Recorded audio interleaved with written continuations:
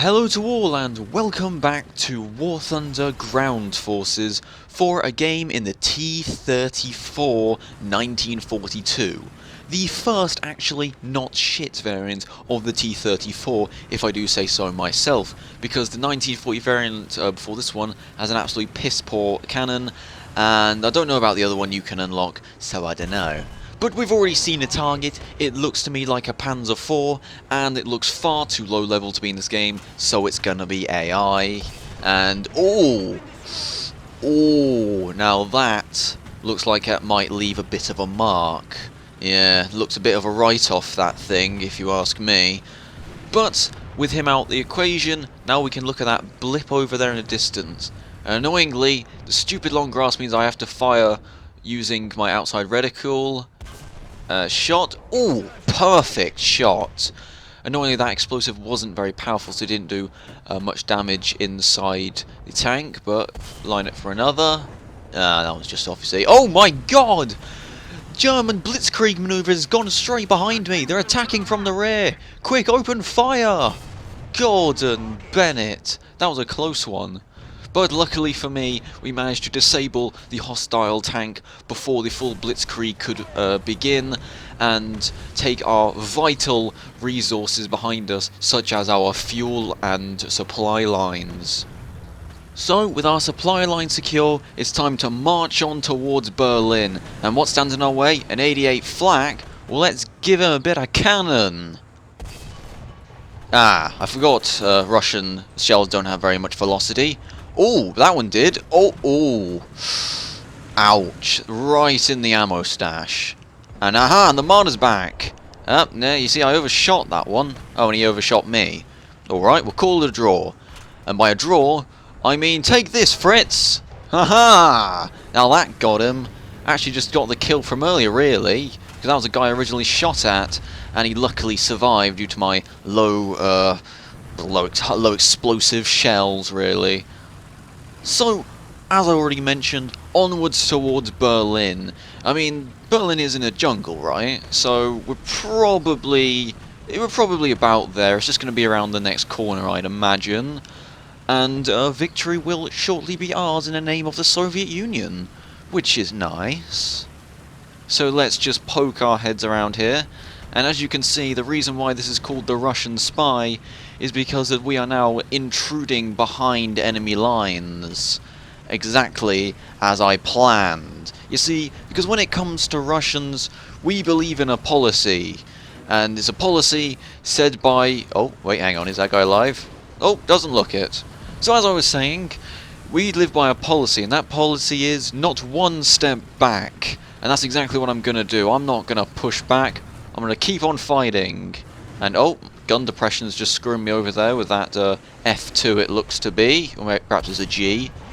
Well, it doesn't matter what it was, now it's a burning wreck, and that's all that matters. And that makes yet another kill in the glory of the Soviet Union. Hoorah. Ah, now does appear to be a lot of gunfire and tracer flying over our noggins, so we best go and inspect what's going on there. Once again, I'm gonna go behind enemy lines, like a true Russian spy, just like the good old days of the Cold War that haven't happened yet, but, well, you get what I mean anyway.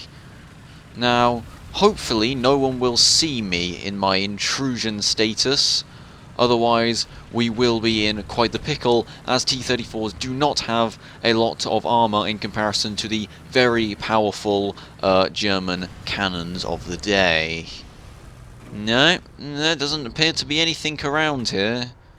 That's strange. I swear I saw one over here somewhere. Oh well.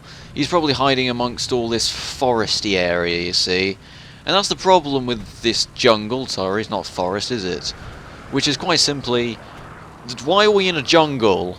I mean, I know southern Russia has a jungle in it, but was there ever conflict that low in southern Russia? I mean, I know, like, Germany went to take the oil fields in southern Russia, which is one of the main reasons why Stalingrad was attacked, rather than going for either Moscow or Leningrad when they had the opportunity.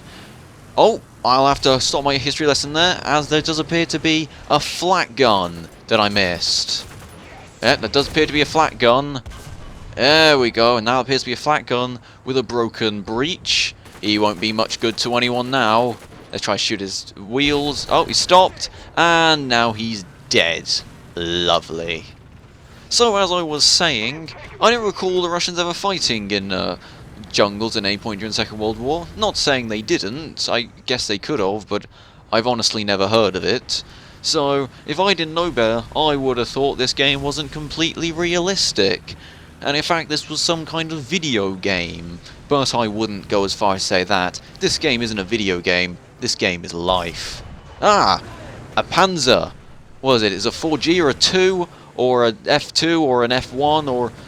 Oh, who cares? It's got a massive cannon on it. It's gonna give me what for if I don't kill it. And I can't tell if that guy I was just shooting at's the one who's, like, barking down the chat from the enemy team. Like, honestly, people who do this in the chat are just the most annoying twats ever. Because all they ever do is just keep on talking and talking, even though what they clearly don't realise is nobody gives two shits about what they're saying. But I'll have to stop talking about that for now, as there does appear to be smoke from some kind of cannon over there. So let's go for an investigation and see if we can't find the enemies by once again sneaking behind enemy lines. And as you can see, my team is getting our asses handed to us. So by doing this, the enemy literally have absolutely no idea that I'm this close to their lines. And, oh, there appears to be a second one. And that's a critical hit. Did that just go straight through him? Oh, I think it did as well. And he's now jumped down off his ridge. And this is another great thing about being behind enemy lines, you see. Because what they try and do is they try and hide behind things that they think will protect them. But in actual fact, what they don't realise is where the shot's coming from. And it gives me kills like that. And oh my god, it's a Panzer IV! Oh, don't turn! Turn! Oh, bollocks to it. So it's time for round 2, and it's time to go on the defensive, as it appears that our lines have been crushed against the hostile blitzkrieg attacks. So I guess you could say it really is like 1941 all over again. But regardless of this, let's just advance on forward and see if we can't stop the well, massive German army in comparison to our own pretty pathetic excuse of what's left of an army. Ah, there's an enemy, and there he is on fire. That does appear to be some kind of Ostwind, so we can be an Ostwind, and he's got no engine now. Should be no problems. Ah, he does appear to be shooting at us, you know, which I have to admit isn't very friendly, and is kind of unsporting, but alright, fair enough. And let's fire again, and that got him. Oh yes.